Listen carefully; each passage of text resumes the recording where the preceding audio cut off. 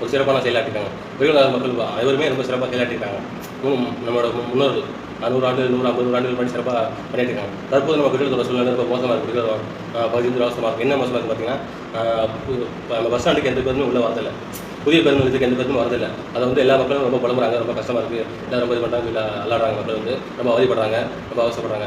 அப்புறம் வந்து 2வது பட்சம் வந்து அந்த பஸ் ஸ்டாண்டுக்கு உள்ளே வராத பஸ் உள்ள வரல பேருந்து உள்ளே வராத பேருந்து நிலையத்துக்கு அதிக ஒரு மது கடை இருக்குது, சாராய கடை. மன மகிழ் பண்ணுறாங்க, ஜாலி பார்க்க சொல்லி ஜாலியாக இருக்காங்க. குடும்பங்கள்லாம் மதியம் 12 மணிக்கு மேலே 12 மணிக்கு முன்னாடி விற்கிறாங்க விழாக்களை.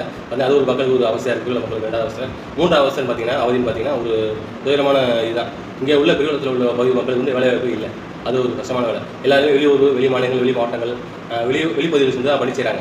வேலைவாய்ப்பு இல்லை. அவங்க இங்கே உள்ள மக்களுக்கு உரிய வேலைவாய்ப்பு இல்லை, பொருளாதாரமும் இல்லை. அதனால் இந்த மக்களுக்கு ரொம்ப பின்னிக்கிறாங்க. விவசாயிகள் பார்த்தீங்கன்னா, மாவு விவசாயிகள் ரொம்ப அதிகமாக இருந்தாங்க. நம்மளோட மாங்கனி வந்து ரொம்ப அருமையாக சுவையாக சொல்லி பிரிட்டிஷ்காரங்க வந்து ஐரோப்பா வரைக்கும் ஏற்றுமதி செஞ்சு ரொம்ப விரும்பி ரசித்து சாப்பிட்றாங்க. பெரியவளத்தோட மாங்கனி பேரே மாங்கனி நகர், முன்னாடி பேர்.